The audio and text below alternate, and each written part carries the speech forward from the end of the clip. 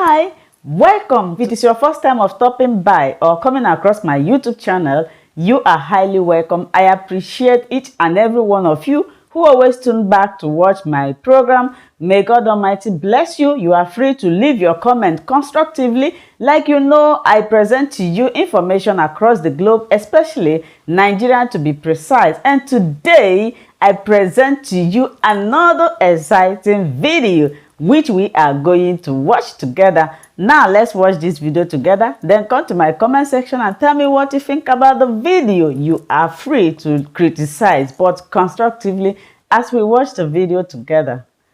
Free trade has lifted hundreds of millions of people out of poverty, but it has also left some people behind.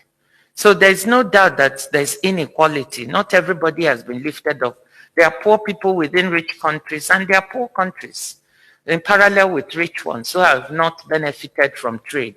This is why we are very keen at the WTO to support women entrepreneurs. We have something at the International Trade Center called She Trades, which aims to support women to improve their trade and get into the value chain, regional, national, global, and regional value chains. The micro, medium, and small enterprises. Nigeria is actively participating right now in some negotiations that are ongoing to reach an agreement on how we can better support micro, medium, and small enterprises. Since our economies in Africa, many of them have informal enterprises, are very small enterprises. So if we can do that and pull these areas, these marginalized and excluded areas, will also be helping with inequality. And that's one of the things that is attractive to me at the WTO. I think Nigeria is already 19% of Africa's trade is from Nigeria. It's slightly under a share of the African economy, which is about 25% to a quarter. So we should reach that and exceed it. So we're not doing so badly. I believe that Nigeria can compete within the 1.3 billion people market that we have in Africa. And if we're able to export this much into the continent, I think we're able to try more. I don't know about being stifled. You know, competition, after that period in which you've been able to develop your industry, which is available to us under special and differential treatment, we should be able to compete with other countries and even outcompete them in certain areas. We're doing that already, and we should build on that. We have a vast potential. For instance, there's a strong demand for our fashion on the continent, but we've not yet managed to harness it. Can you imagine what could happen if Nigeria was able to do that? So I don't know about being stifled. I think we can leverage on what we have now within the economy, the talent we have to produce more and export more. Do we have to improve our infrastructure to make us more competitive? Absolutely. We have to. But that is not for the outside world. It's for us to improve our infrastructure and logistics. Well, it's the largest refinery. I wish we had done it years ago. If we had done it earlier and encouraged Alhaji Dangote, who is doing a very good thing, it would have been better, because by now we would have been able to have our own oil refined here and not having to import. But we are where we are. And I think he'll be able to service other countries on the continent. I mean, his cement industry is already in 16 or more countries, so he'll be able to export. But the one thing about the refinery and so on is, even as in that, and we're using it and exporting, we also have to start looking at the horizon, where many countries are now moving to electric cars.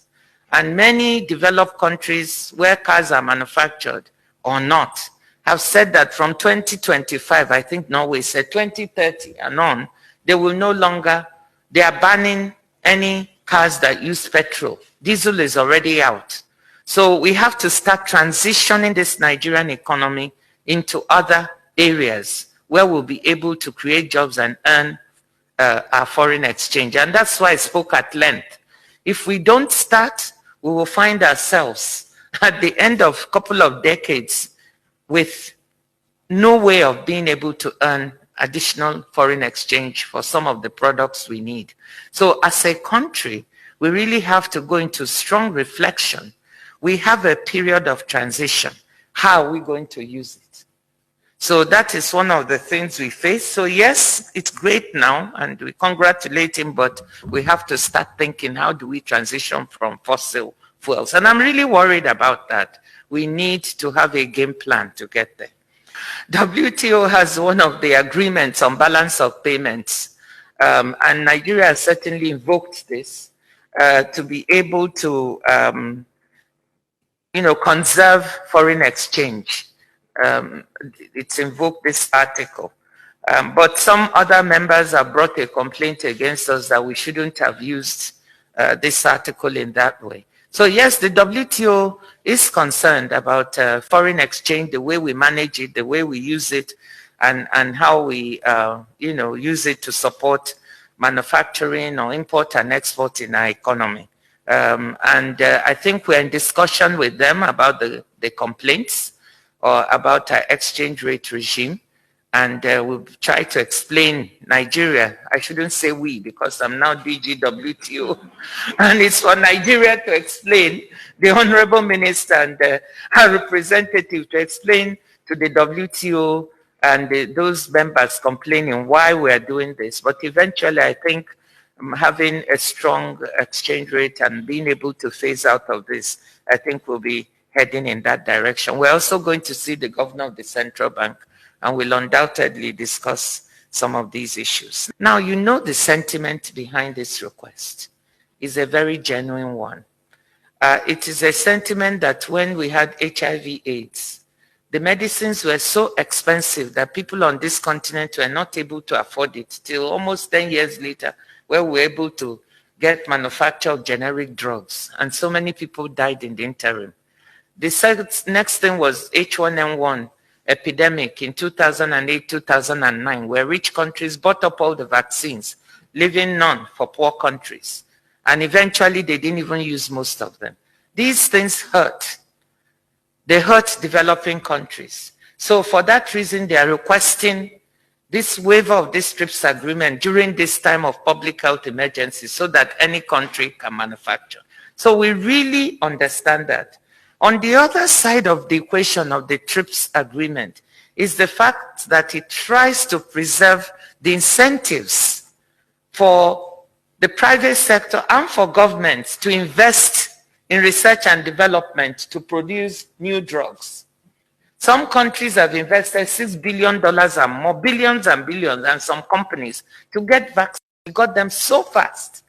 So the other side is arguing that if we just waive intellectual property rights, what is the incentive for us to now go and develop new medicines? That's their argument. What I have urged is that we have talked about something I've called the third way, which is what people are looking at. And I said we must walk and chew gum. Right now, for vaccines, if we get a waiver of the TRIPS, we'll not be able to produce one single dose. I've been in the vaccine business now for the past 5 or 6 years as chair of Gavi, so I know a little bit about that business. You need 4 to 5 years to get a factory, a plant approved, or more, to produce vaccines because of the delicate nature. So I said, but we need them. So let's focus on trying to increase the volume of manufacturers now. For those countries in emerging markets and developing countries that have some capacity that can be turned around to produce more vaccines on voluntary license, like India is doing at the Serum Institute. They're producing 1 billion doses. Why can't we do that? If South Africa has some existing capacity, why not? There's some in Senegal. I'm actually advocating that Nigeria should start looking now at establishing the manufacture and production of vaccines for the future. This is not going to be the only pandemic. And we don't want next time to be looking around for where we are going to get. So let us focus on very pragmatic approaches on increasing volume whilst we are still discussing the TRIPS. Because for the next pandemic, we now need to look at the flexibilities under the TRIPS and see whether it will be sufficient so that next time we are not arguing, developing countries can just produce.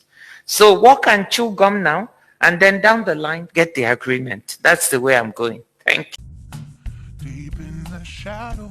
Hi, welcome to my channel. If this is your first time or first day of coming across my YouTube channel or seeing my face, you are highly welcome. Herzlich willkommen zu meinem Kanal. Mein Name ist Linda Chukwueze. Ich komme